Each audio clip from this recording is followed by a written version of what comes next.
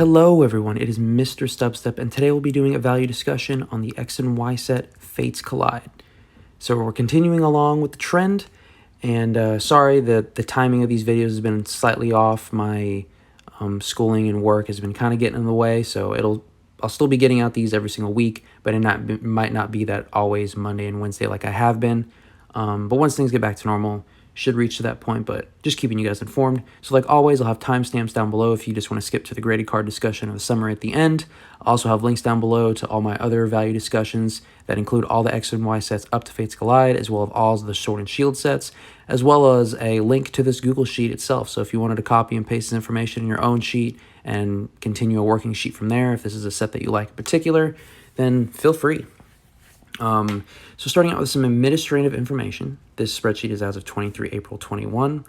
The set was released on May 1st, 2016. Ooh, look at that. Base card total 124, secret rare total 1. I think the perfect amount of secret rares is maybe like 3 to 5. Some of the sets that have like 20 plus secret rares, I think that's a lot because the secret rare pull rates are just so hard, and if you want that specific secret rare, so this isn't too bad. I do like secret rares in general, though. They're kind of cool. So starting out with the left column, we have the card. That's very self-explanatory. If it's in red, it's going to be a card that I'll be talking about today, and if it's italicized, it's actually a card that I have within my collection.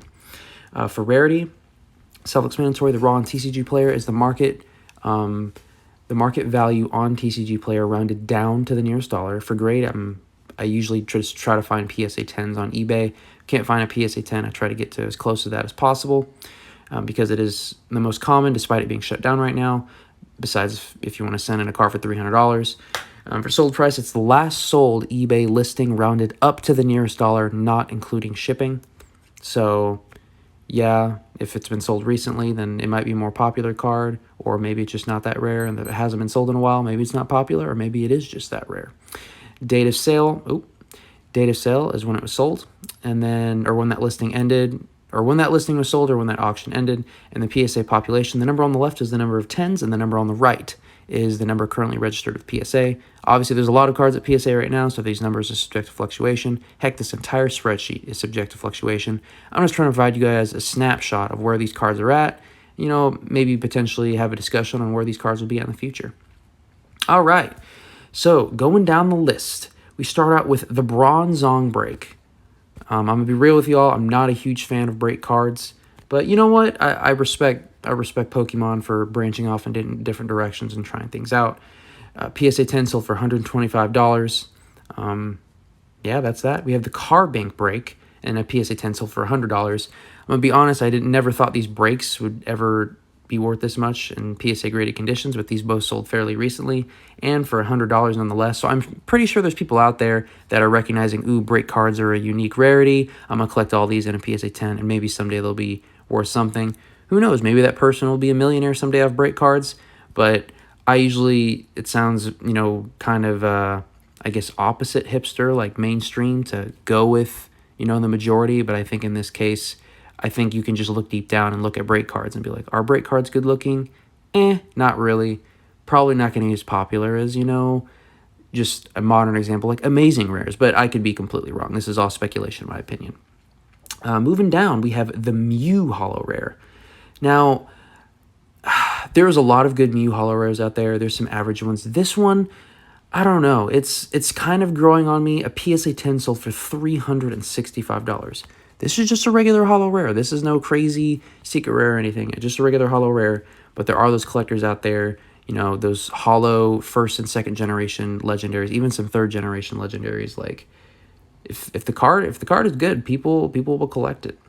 We have the Genesect EX Full Art selling for $110 in PSA 10. I'm not sure why I included this. I think because, you know, it is a full art, and I feel like Genesect doesn't get that much love. But I'm gonna be honest, I don't like Genesect as a legendary. Like, yeah, I don't know its backstory. Like, do you know Genesect's backstory? I have no idea. If you do, then awesome. The Altaria EX Full Art PSA 10 sold for $200. Personally, this is one of my favorite cards within the set. I really like Altaria as a Pokemon. Something about just, you know, a bird with cloud wing. I really like this Pokemon. I like Swablu. I like Altaria. It's a good Generation 3 Pokemon. We have Glaceon EX, so more evolutions. Only found a PSA 9 selling for $50. I imagine if there was a 10, this would sell for over 100. I mean, you're looking at the numbers, 30 out of 76 PSA 10s, which is actually a fairly good ratio for X and Y. I know you might see that. I'm like, oh, that's less than 50% got 10s. But for X and Y, like, at least based off the previous sets, like, either the printed quality wasn't that good or no one thought these were going to be worth anything, so they treated their cards like crap. But ratios are pretty poor. Kingdra EX Full Art, another cool-looking card. PSA 10 sold for $200. Not too shabby. We have Team Rocket's Handiwork. I saw the name of this card and I got excited because I was like, ooh, another like a Team Rocket. This is probably like some unique artwork. I saw it. PSA 7 sold for $40. I imagine a PSA 10 might sell for close to 100, but it's nothing special. You guys will have seen it on the screen. The Lugia Break. So PSA 10, $487. So here's the deal. Once again, break card, but then you kind of have a collision of, two conflicting opinions. You have Lugia, almost, second/third to Charizard, Pikachu, however you want to look at it. But, Lugia, that second generation Charizard. Where Typhlosion's not even in the equation, I'm sorry.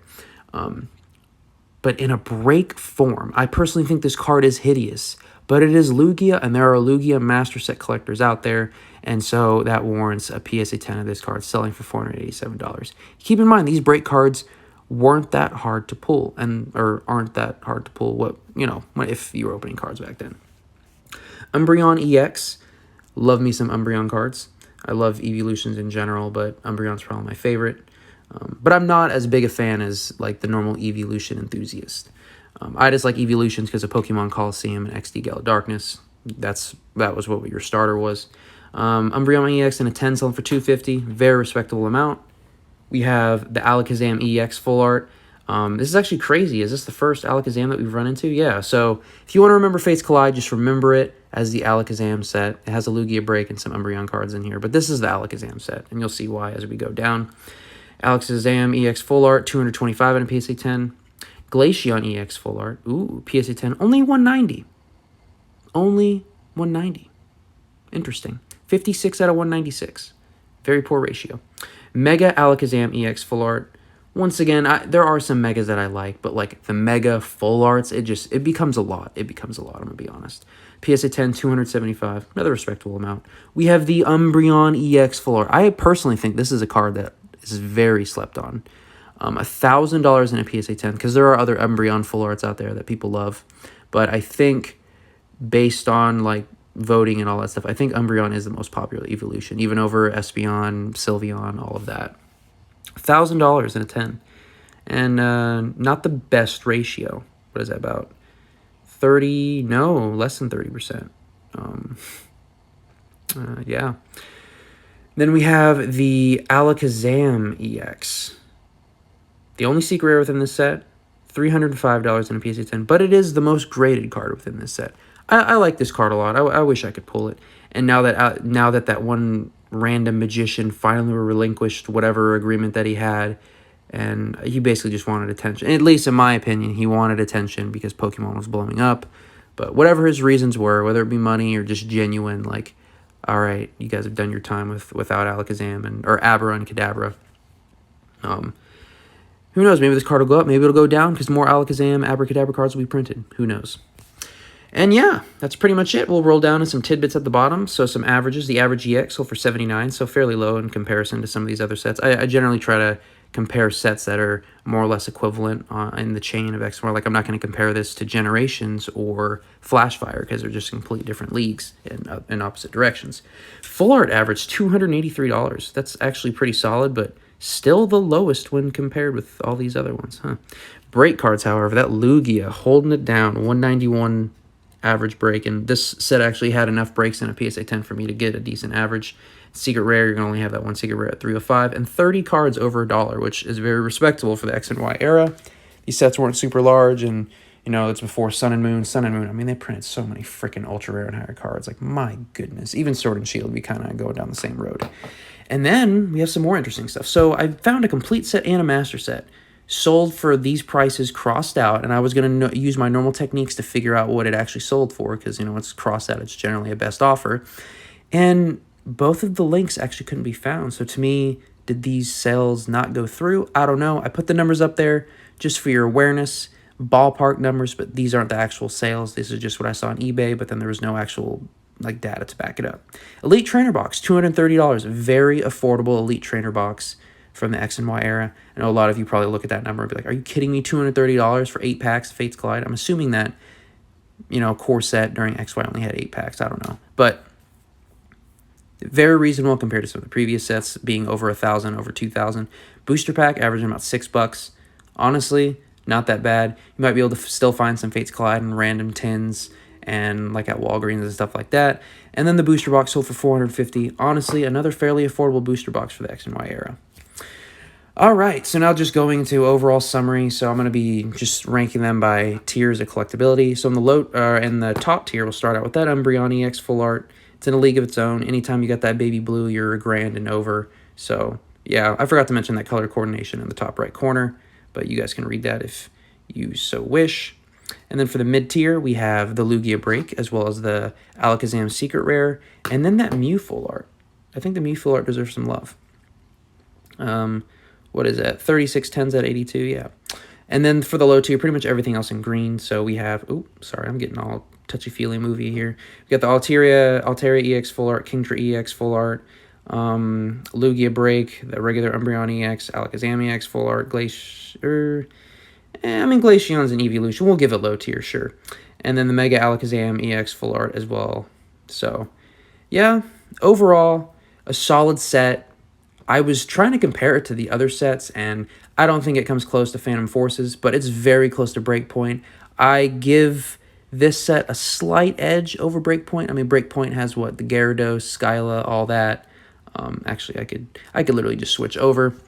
And it has some good cards, and it has the Ho-Oh, but this set has Lugia in a break form, unfortunately, but then you also have Umbreon, which is the most popular evolution, Alakazam, and then other evolutions, Glaceon and all that. So I think this set slightly edges it out, but that's just me. Let me know how you guys think about this set. If this is your second video of mine, consider subscribing. If you like what you saw, leave a like. If you don't like what you saw, leave a dislike. Give me some feedback down below, or what can I do to improve these types of videos if you want to see more, if you want to see less.